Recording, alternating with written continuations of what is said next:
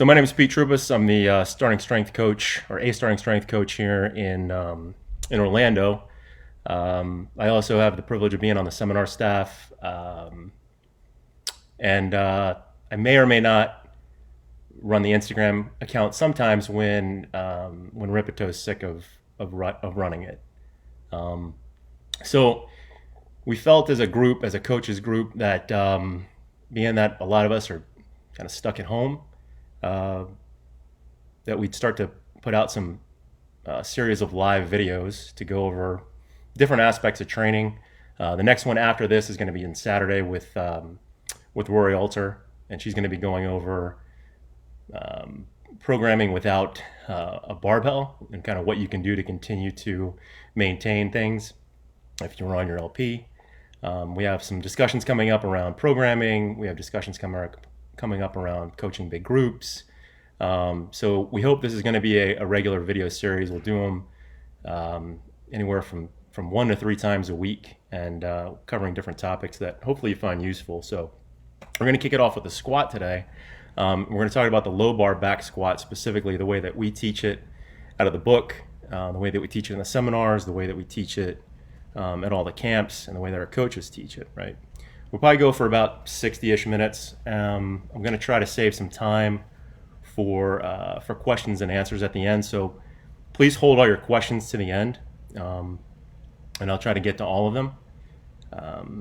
But we're going to talk about it. We're going to break it down into 2 parts, really. Just talk about common errors, everything from the time that you touch the bar to the time you re-rack the bar after your last rep. But we're going to break it down into the setup portion, so everything from the time that you get under the bar and right before you start your first rep, and then we'll look at reps 1 through 5 and kind of what happens, some common errors with the movement that we see, and hopefully give you some fixes. I also have the opportunity to run the technique forum along with starting strength coach Ryan Arnold, so I see a lot of this stuff. We do forum checks for free on the starting strength forum under the technique forum, provided you don't abuse it. But I keep seeing the same stuff over and over and over again, and I figure if I'm seeing it there, that I'm probably seeing it, or probably not seeing it in the general population that are working to do this. So let's start off with a couple things that are going to stay constant, right? When we're talking about the squat, one is the bar position and where we choose to put the bar, which is going to be under the spine of the scapula, right? That is going to be true for 99.9% of the population that can get it there. But that's one constant. The other constant is that we are talking about a full range of motion squat. So from hips and knees fully extended down to crease of the hip below the top of the knee and then back up, right? The hip drive is also going to be a constant or an expectation of the squat in the way that we teach it.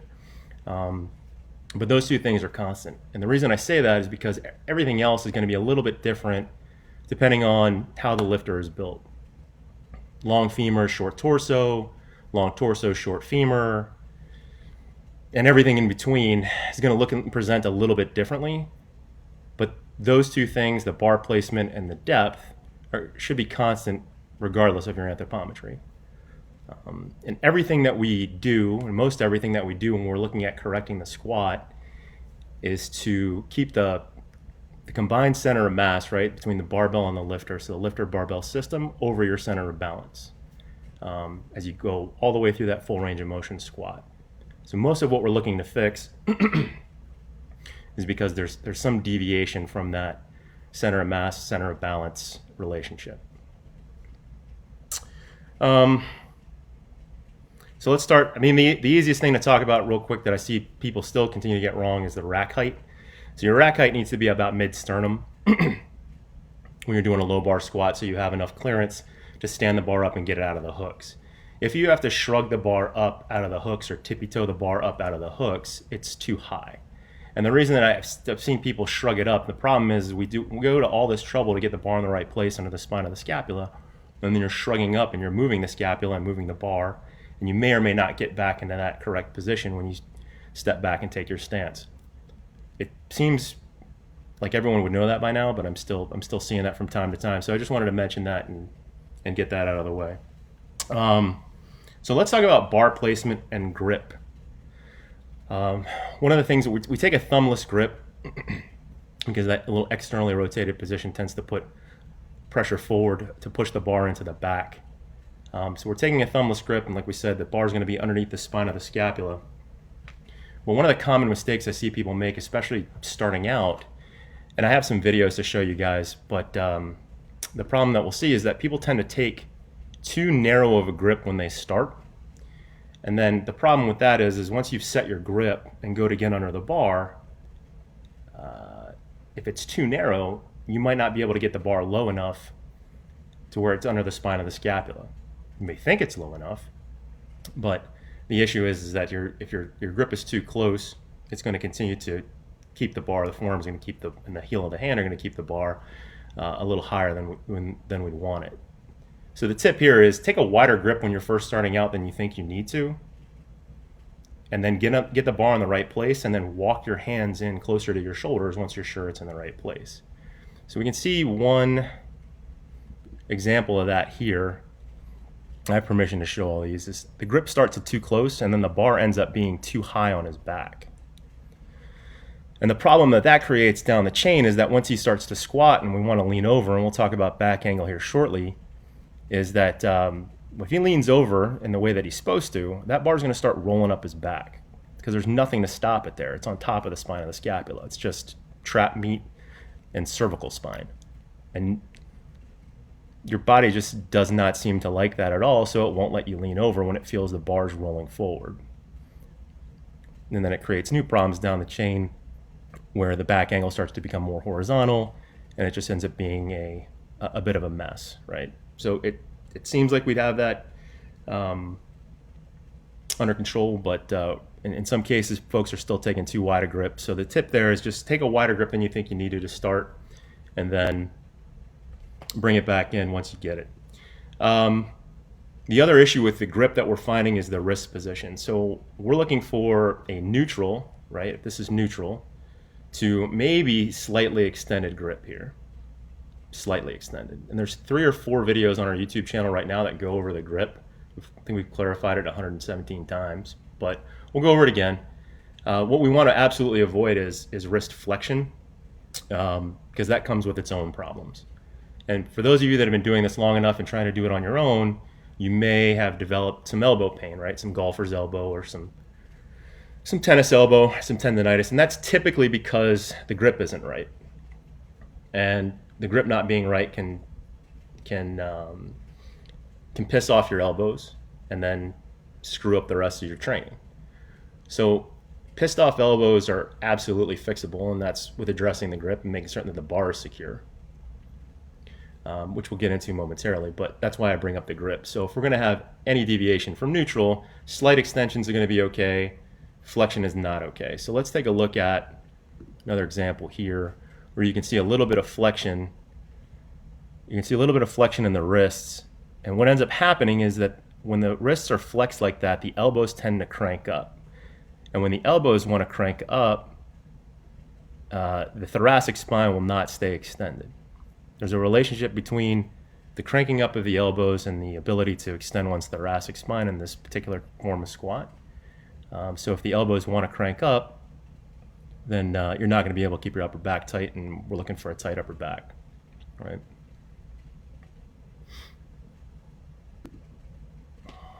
So while we're at it, let's just talk about the T-spine. It's somewhat of a setup issue if it's not put into extension initially, and then can quickly become a movement issue as you start to squat if you go from extension into flexion while you're squatting. To extend the thoracic spine, we're looking for just simply lifting the chest. So before you even unrack the bar and you get the bar in position, you should slightly lift the chest to get the spinal extensors on either side of the thoracic spine to contract and to pull the thoracic spine in extension. So you have a nice tight relationship there before you even unrack the bar. And you unrack the bar, standing it up, step back, and that thoracic spine should still be in extension. A lot of people confuse that joint action, the thoracic extension, for scapular retraction, which is pulling the shoulder blades back together, and those are 2 different joint actions. Scapular retraction might give you the same feeling of tightness when you squeeze the shoulder blades together, but it's not a substitute for thoracic extension, right? It's not going to keep the thoracic spine from being from flexing. And remember, we're looking for a rigid force transmitter from the hips all the way up to where the bar is. So if you have this whippy, soft thoracic spine, it's going to cause issues down the chain when you go to squat and you go to lean over. So let's take a look at an example here. This is both an example of the elbows cranking up and just losing thoracic tightness in general. By the way, I have permission to share all these videos from these lifters, so these are just good examples, and they were kind enough to let me do it. So what ends up happening here is as soon as he starts to squat, chest collapses, the elbows crank up, thoracic spine goes soft. You can see the plate spinning, which means the bar is moving around, which is no good. And then because the bar is starting to roll forward, he's more likely to start to lift the chest and kill the hip drive. So the thoracic spine tends to be a big issue, or one of the prominent issues for people when they're having difficulty leaning over and staying in their hips. So to the extent that we can fix that, we want to fix that. And the simple fix there is to remember to lift the chest, even if you got to reset between each rep, and pull the elbows. You're not going to pull them all the way down because you need to have something there to hold the bar, but they don't need to be cranked up. You can think about pulling the elbows and trying to touch them together behind you, keeping a little bit of shoulder extension, so you have some delt meat that's going to hold on to help hold on to the bar. But what shouldn't happen is the elbow shouldn't crank up as you begin, because again, you saw it immediately causes the thoracic spine to flex. The bar starts to roll. You've lost any ability to lean over, and you've killed your hip drive because now you're trying to lift. Your body's telling you better hurry up and lift your chest, so this bar is going to roll up our neck. He happens to take, and I'll show you that again, he happens to take a thumbs around grip because we've had some issues with his thoracic spine in the past. And that is sometimes the solution for some lifters. Folks that are kyphotic are going to have a little more difficult time keeping the thoracic spine in extension as they're squatting. It's just the nature of how they're built sometimes. Not that they can't do it, but it can be somewhat difficult and needs some focus. All right. The other way that we address the thoracic spine collapsing while you're squatting is a few different cues. One is to obviously simply lift the chest up and keep the elbows down or pulled together. A cue that I like that I've gotten from Nick D'Agostino, who's an SSC out in Reno, was to tell the lifter to think about rolling the bar down their back. And what that does is it keeps the chest up. Obviously, we don't want them to roll the bar down their back, but it helps to keep that chest position up, keep the thoracic spine in extension so that they can get a good lean over and it doesn't turn into a whip. The back doesn't turn into a mess. So that's been one we've worked on. Keep your nipples pointed at the wall. And then make certain that you or if your coach or lifter understands that when we say lean over and point your chest at the ground, we don't literally want them to collapse the upper back and point their chest directly at the ground. We want the back angle we're looking at the back angle for everything from the hip to where the bar is, and that whole thing needs to obviously lean over. But if they just choose to misconstrue it or misunderstand it and just point the chest at the ground and don't actually get leaned over, and the back turns into a candy cane, and you can see there's a knock-on effect to the ability to perform the squat properly. So understanding that the lean over comes from the hip and not the chest. So hopefully that's clear at this point.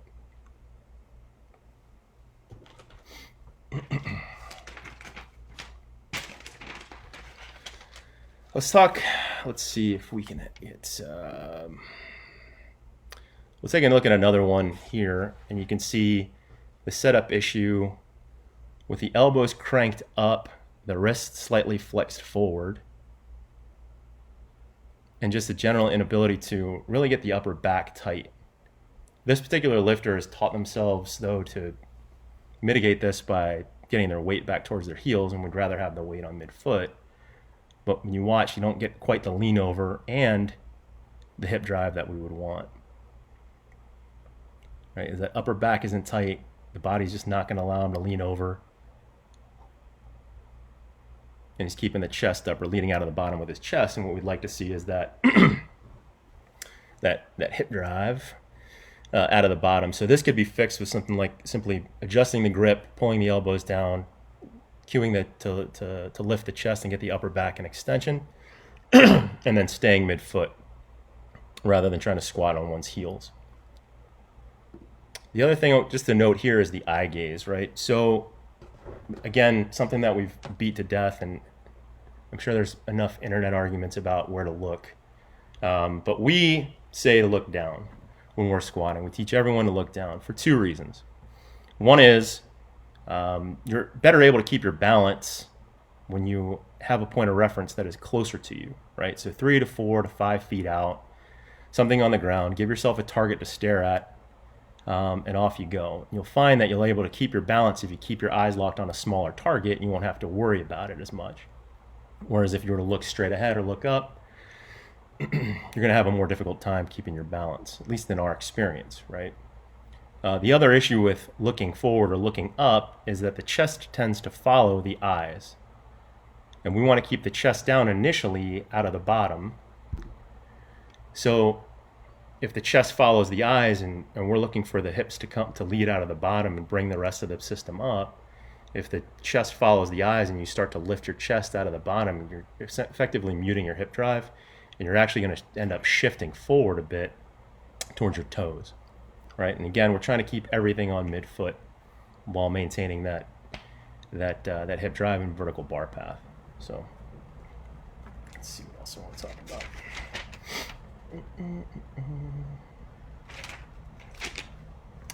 So let's talk about stance real quick.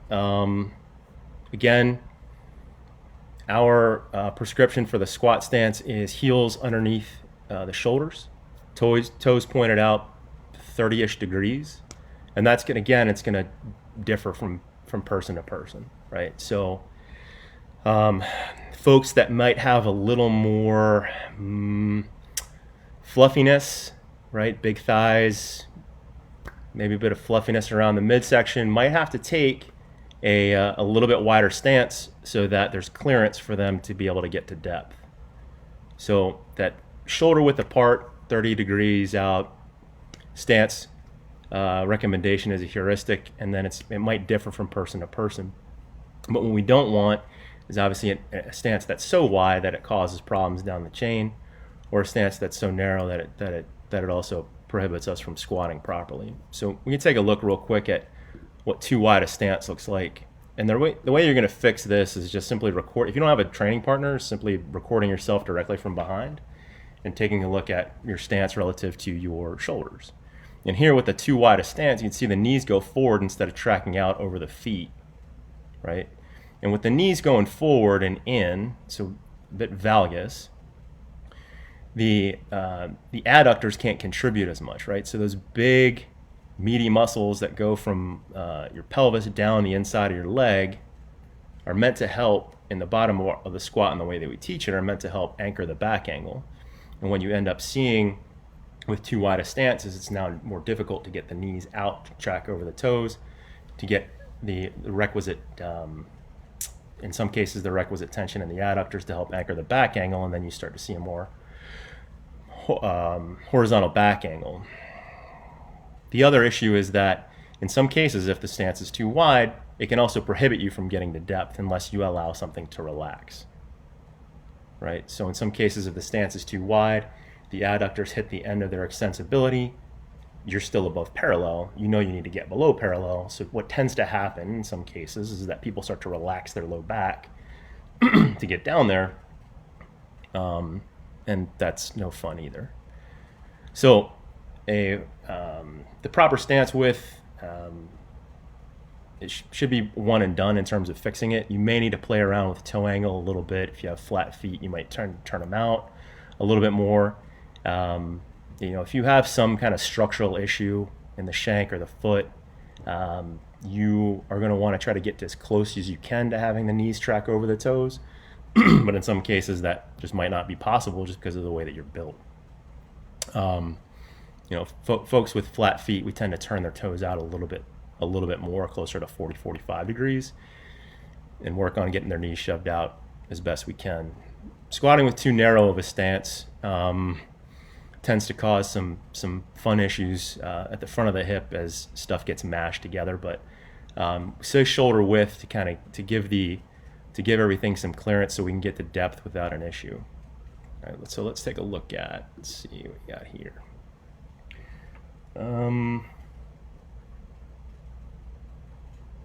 So we'll take a look at two things at once too. One is going to be depth. I think depth is a given, right? So we'll move on to actual movement issues now.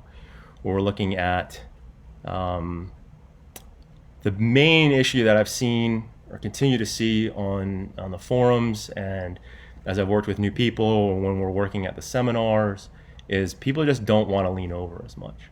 And it seems like it's counterintuitive that you want to lean over or lean forward to stay on midfoot. But the fact is we're not actually asking to lean forward. What we want to do is send the hips backward, right? Send the hips backward away from the feet so that you can set the back angle, and then everything stays nice and balanced on midfoot. So you have your big meaty hips and all your posterior to kind of counterbalance the weight that's now on your back. And what we found is that if people continue to try to squat with a more vertical back angle, they start to see other things, other symptoms down the chain that they're trying to fix, and they get frustrated because they can't understand why are my knees sliding, why am I on my toes? And a lot of the times it comes back to we're just too vertical coming down, right?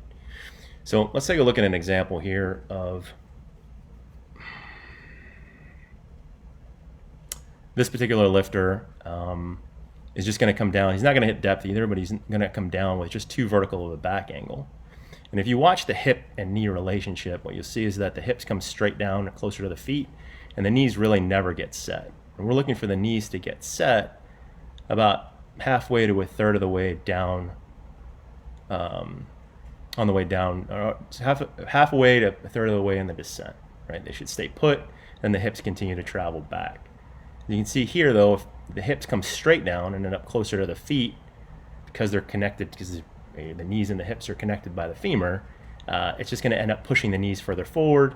Everything shifts forward, and you end up more on your toes than back on midfoot. So in a situation where you have this persistent knee slide or persistent habit of getting on your toes, it could have to do with just leaning over more, or not leaning over enough, rather. So the way you want to think about it is, rather than simply leaning over or pointing your chest to the ground, you can think about sending the hips straight back, like you're reaching back with your hips to touch the wall behind you. And you might find that that helps get the proper back angle so that you're balanced on midfoot. The tell for you, whether you're doing it right or not, is that you're going to be balanced on midfoot throughout the movement. You won't get on your toes if you're leaned over enough. Lean over too much, that causes its own problems, but it's rarely with heavy enough weight that we see people lean over too much. It's more likely that the people just don't lean over enough.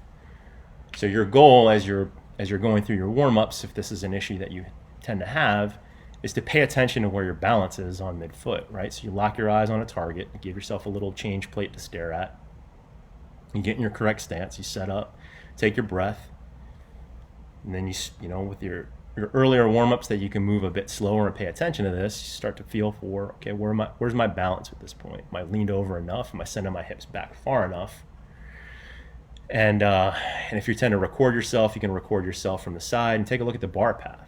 The bar path is going to be another way that we determine whether or not the lifter is balanced on midfoot, because you'll tend to see a more vertical bar path, right?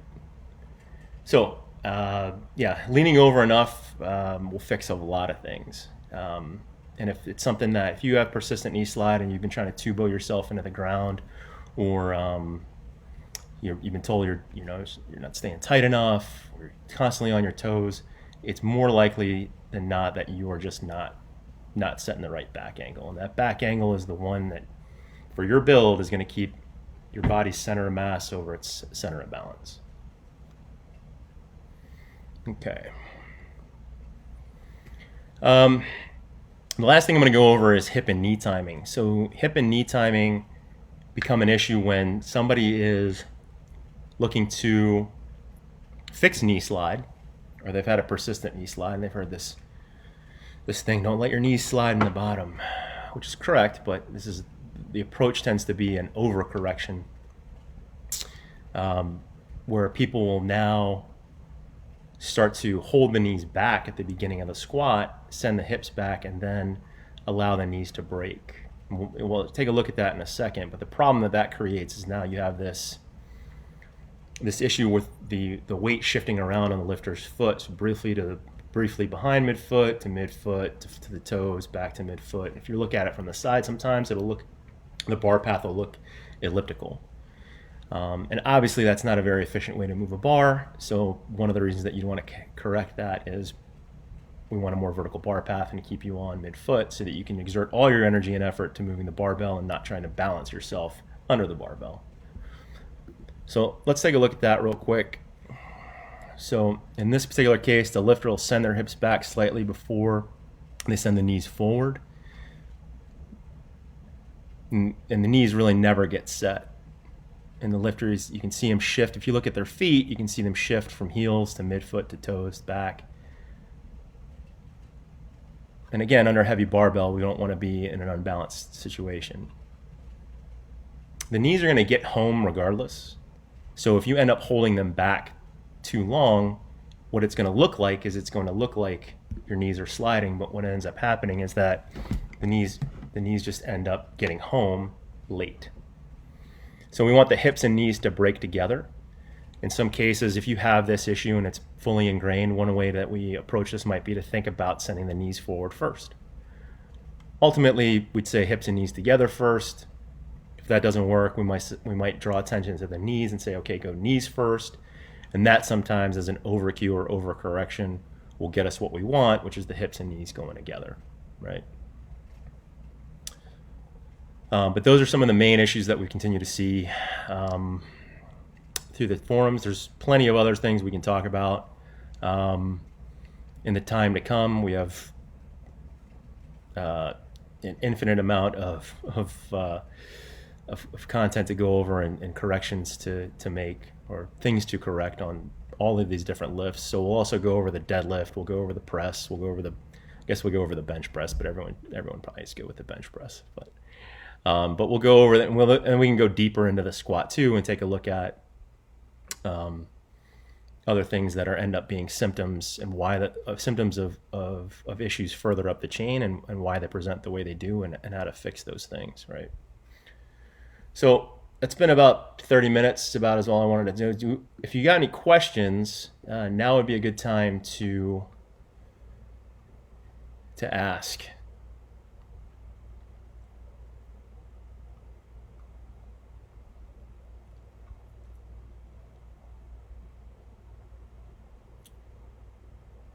No questions? Any questions? No questions?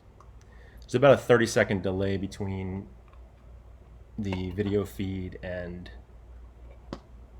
what you're seeing.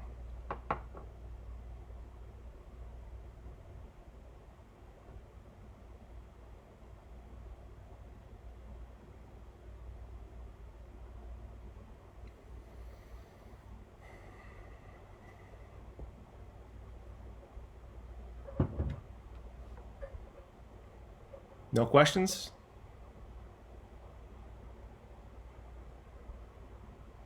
About your own squat, what we could correct?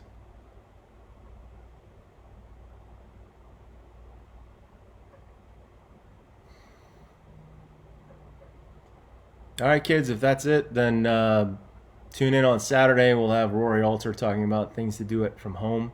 And then we got a bunch of other stuff, great topics coming up for you. If you think of a question later on, just put it below and I will go back and answer it later today. Thanks for tuning in. Have a great day.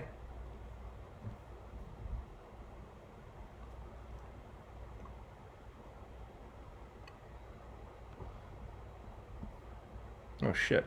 Wait a minute. I didn't see all these questions here.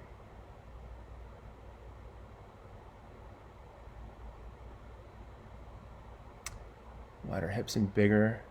Slightly wider stance, Gilead. For folks that have bigger hips, that's fine.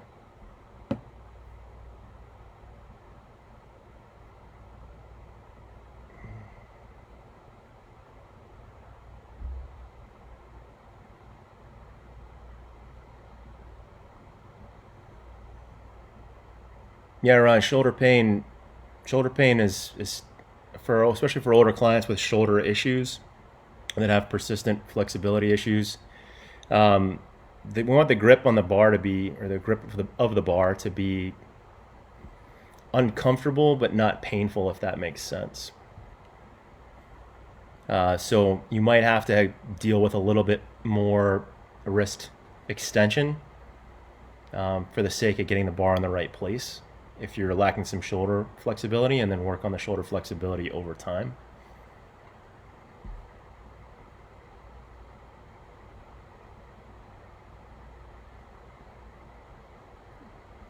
All right.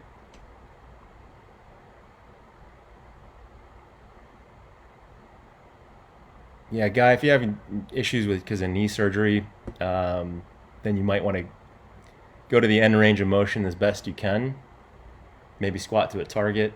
If you just can't get past that, I wouldn't force it. Depending on without knowing what kind of surgery you're at or seeing your squat, there's plenty of people that just can't get there because of some kind of structural issue, or like you had some kind of surgery that just limits the range of motion.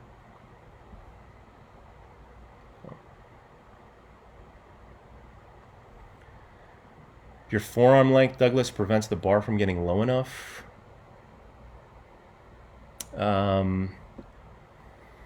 You might try thumbs around. It's very rare that I've seen anybody that has an issue with the forearms being so long that they can't get in there. If you're a super tall guy and super wide, broad-shouldered, and have long forearms, then you might have a problem. I've had two clients like that. One of them actually bought a adjustable competition rack where you can tilt the stands in, and they could grab out by the collars. And the other one ended up buying a Duffalo bar, that curved bar that allowed them to get the bar in the right place, and still allowed them to have kind of a safe grip there, even towards the end of the collars. Cody, ask away, man.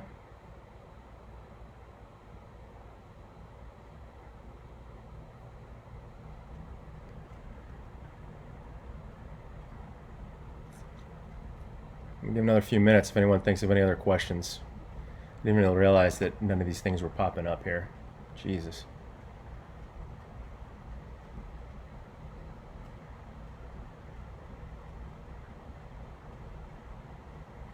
Melanie, it might have to do with the position. If you go and look at, there's a video on our YouTube channel with Nick Delgadillo where he goes through making certain that the bar is in the right place.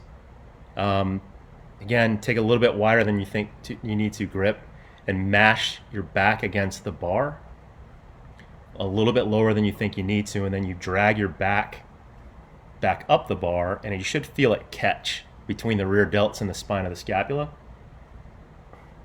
And that way you'll know. That way you'll be certain that it's in the right spot, absence of somebody else there palpating the spine of the scapula for you.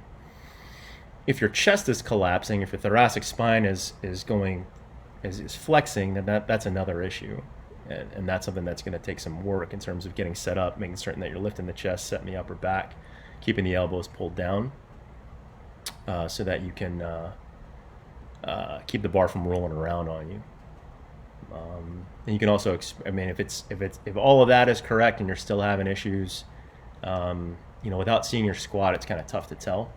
But those two things I would double check. Make sure the bar's in the right place, one, and two, make certain that you're squatting with a rigid thoracic spine. I've noticed some mild pain right after squatting in my low back that goes away if I sit for a few minutes. I don't know what the cause is, if it's just muscle fatigue. Without seeing your squat, that's gonna be kind of tough. I mean, if it's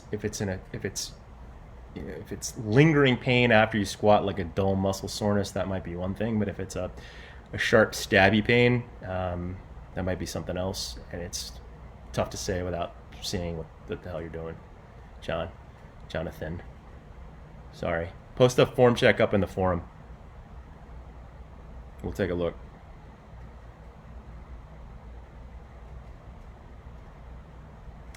You might just have the bar too high, Melanie.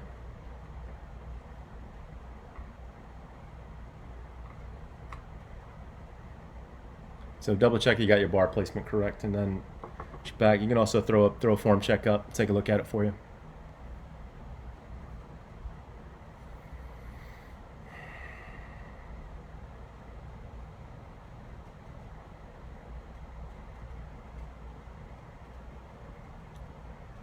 Nothing else?